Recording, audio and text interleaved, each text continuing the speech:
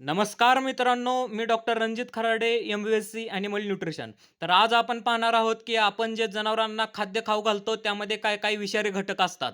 तर सगळ्यात पहिल्यांदा पाहूया शेंगदाणा पेंड. शेंगदाणा पेंडीमध्ये एक विषारी घटक असतो, त्याचं नाव आहे अफलाटॉक्झिन.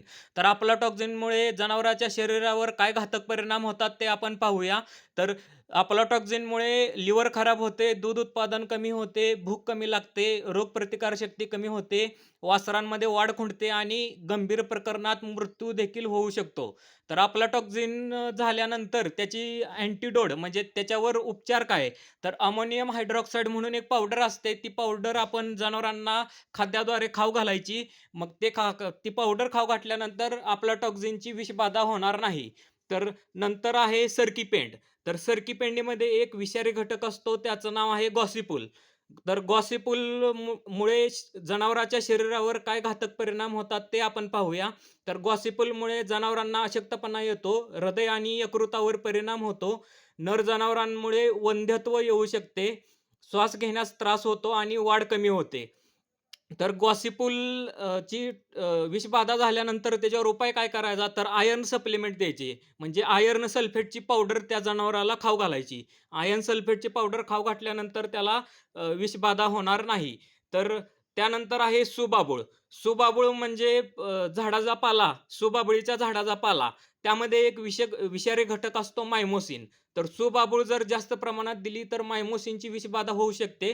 तर मायमोसिनच्या विषबाधा झाल्यानंतर जनावरांच्या शरीरावर काय घातक परिणाम होतात ते पाहूया. तर मायमोसिनमुळे केसाळ भाग गळून जातो, केस गळ होते, वजन कमी होते, भूक कमी होते, थायरॉईड ग्रंथीवर परिणाम होतो आणि वाढ खुंटते. तर मायमोसिनवर पण उपाय आहे आयर्न सप्लिमेंट म्हणजे आयर्न सल्फेटची पावडर खाऊ घालायची जनावराला. त्यानंतर आहे ज्वारी. ज्वारीमध्ये असतं विषारी घटक असतो त्याचं नाव आहे सायनाईड. तर जे लहान ज्वारी असते, तर जे लहान वयातली ज्वारी असते त्यामध्ये खास करून हा सायनाईड घटक असतो. तर सायनाईडमुळे जनावरांच्या शरीरावर काय घातक परिणाम होतो ते पाहूया. श्वास घेण्यास त्रास होतो, तोंडातून फेस येतो, घाबरणे व थरथरणे ही लक्षणे दिसतात आणि काही वेळातच मृत्यू होऊ शकतो. तर सायनाईडवर उपाय काय? तर सायनाईडवर सोडियम नायट्राईट आणि सोडियम थायोसल्फेट हे आपण IV देऊ शकतो. IV म्हणजे इंट्राव्हेनस. त्याच्या शिरमध्ये सोडियम नायट्राईट आणि सोडियम थायोसल्फेट द्यायचं हा त्याच्यावरचा उपचार आहे. तर कोबी, फ्लॉवर आणि कंदमूळ याच्यामध्ये एक विषारी घटक असतो त्याचं नाव आहे ग्लुकोसायनोलेट. तर ग्लुकोसायनोलेटमुळे जनावराच्या शरीरावर काय घातक परिणाम होतो ते पाहूया. तर ग्लुकोसायनोलेटमुळे थायरॉईड ग्रंथीचा त्रास होतो म्हणजेच गॉइटर होतो, वाढ कमी होते, दूध उत्पादन कमी होते आणि भूक कमी होते. तर ग्लुकोसायनोलेटवर उपचार आहे आयोडीन सप्लिमेंट. तर आयोडीन सप्लिमेंट म्हणजे आयोडीन जनावराला खाऊ घालायचं म्हणजे ग्लुकोसायनोलेटवर त्याचा उपचार व्यवस्थित होतो. त्यानंतर आहे हत्ती गवत आणि ऊसाचे वाढे.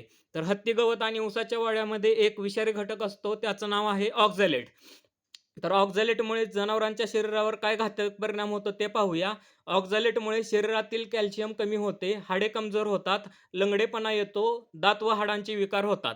तर मग ऑक्झॅलेटवर उपचार काय? तर ऑक्झॅलेटसाठी कॅल्शियम कार्बोनेटची पावडर जनावराला खाऊ घालायची. हा त्याच्यावरचा उपाय आहे. बेस्ट उपाय आहे कॅल्शियम कार्बोनेटची पावडर जनावराला खाऊ घालायची. आणि नंतर ओटचे गवत म्हणजे ओट हे पॉइझनिंग.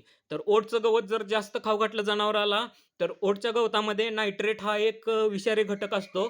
त्यामुळे नायट्रेटची विषबाधा होते. तर नायट्रेटची विषबाधा झाल्यानंतर जनावराच्या शरीरावर काय घातक परिणाम होतो ते पाहूया. तर नायट्रेटमुळे रक्तातील ऑक्सिजन कमी होतो, श्वास घेण्यास त्रास होतो, शरीर निळसर पडते आणि अशक्तपणा आणि मृत्यू होऊ शकतो. तर नायट्रेट पॉइझनिंगमध्ये काय उपचार आहे? तर 1% मिथिलीन ब्लू हे शिरमध्ये त्याला लगेच सलाईन चढवायची. तर 1% मिथिलीन ब्लू दिल्यानंतर जनावराचा जीव वाचू शकतो. हा त्याच्यावरचा बेस्ट उपाय आहे. तर आज आपण जे जनावरांना खाद्य खाऊ घालतो त्यामध्ये काय विषारी घटक असतात ते पाहिलं व त्याच्यावरचे उपचार पाहिले. ही अत्यंत उपयुक्त माहिती आहे. तर ही जास्तीत जास्त शेतकऱ्यांपर्यंत पोहोचवा. तर धन्यवाद.